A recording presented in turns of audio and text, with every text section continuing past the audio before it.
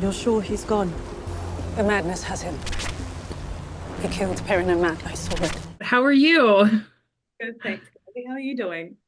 Good. I feel like it's been forever since we sat down for season two, so I'm excited to dive into season three. Um, and I feel like there's probably no better place to start in at least talking about some things from the first three episodes dropping this week.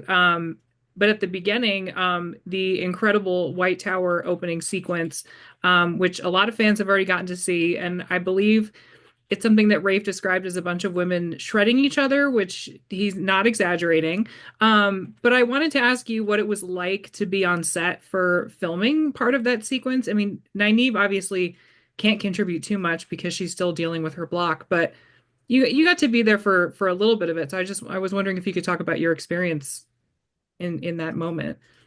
Yeah, it was great. It's not often that I'm working with those actresses all at the same time. I feel like I've had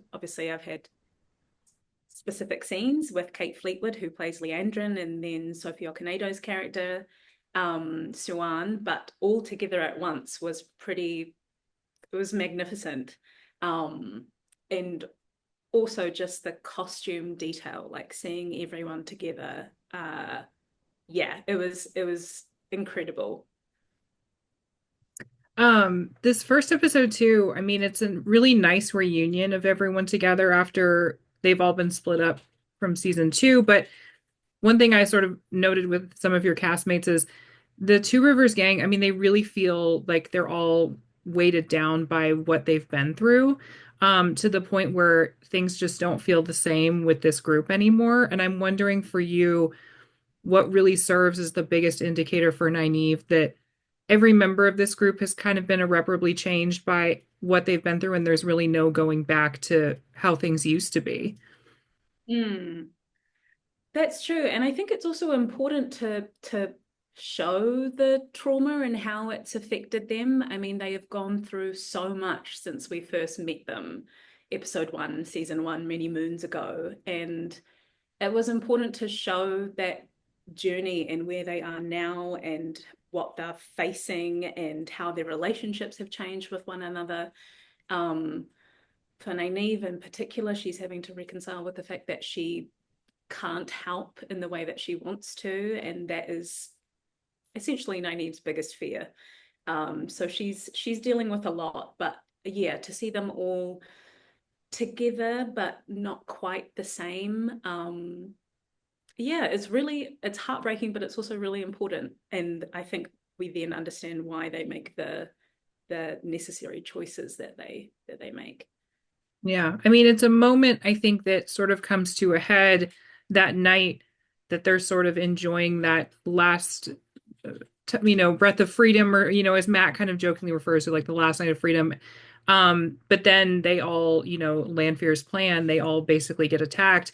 And Nynaeve gets attacked in a way that was not planned for, but seems to have a connection to one of the other threats in the series. But I wanted to ask about the experience of filming that, that very intense sort of stunt sequence, because you're having to do some wrestling with the gray man on screen, which is the first time we're getting that threat from the books in the show.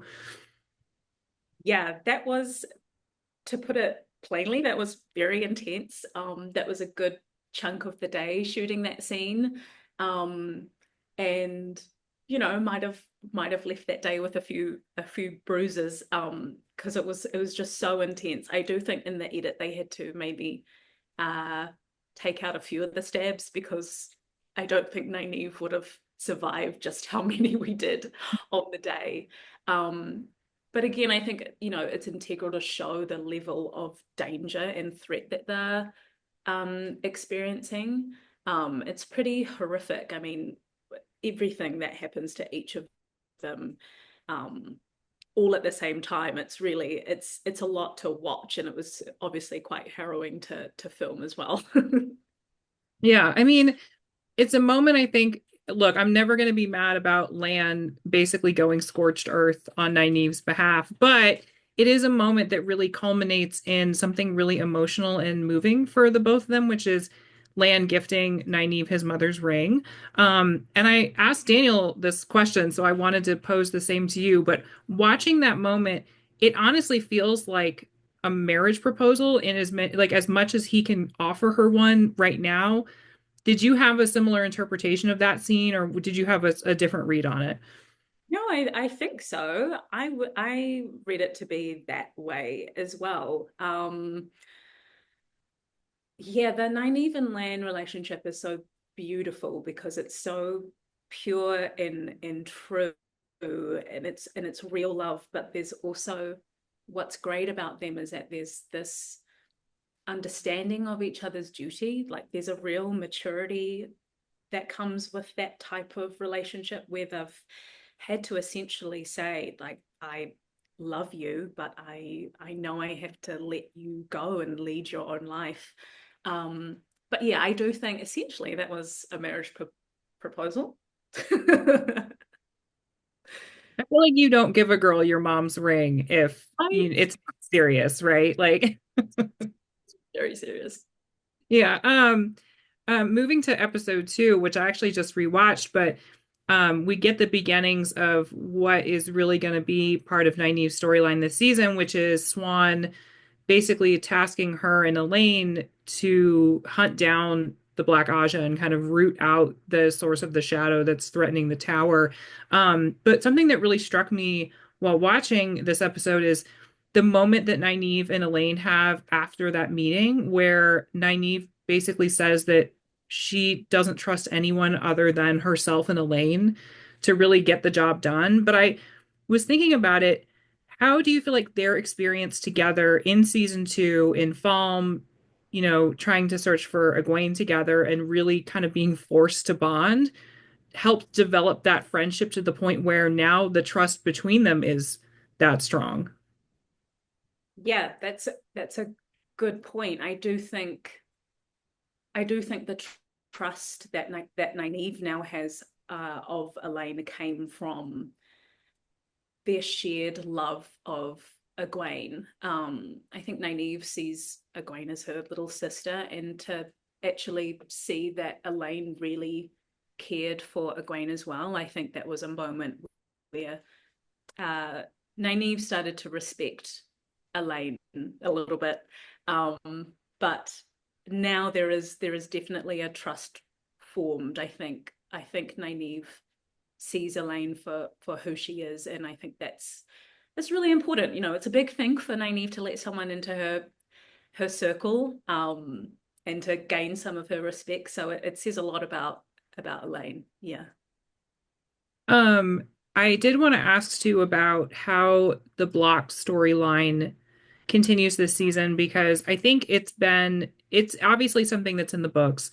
It clearly has an impact on her ability to help her friends where possible. And, we see that in the premiere when she can't, I think she feels guilty for not being able to help Matt with the symptoms that he's going through because of the horn.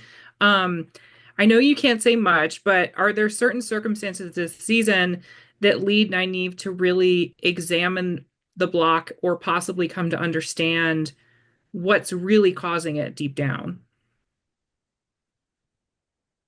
Yes. I think I'm like, how do I word this? Uh yeah, I think for Nynaeve's journey this season, I think it continues to be one of acceptance and letting go of control and learning to live with the power that she has. I think she's been doing her darndest to run away from who she is and the gifts that she's been given. But I do think this season is a lot about self-acceptance, and for her, walking in all that she is. And it, yeah, certainly takes some time. hmm Um, that's fair.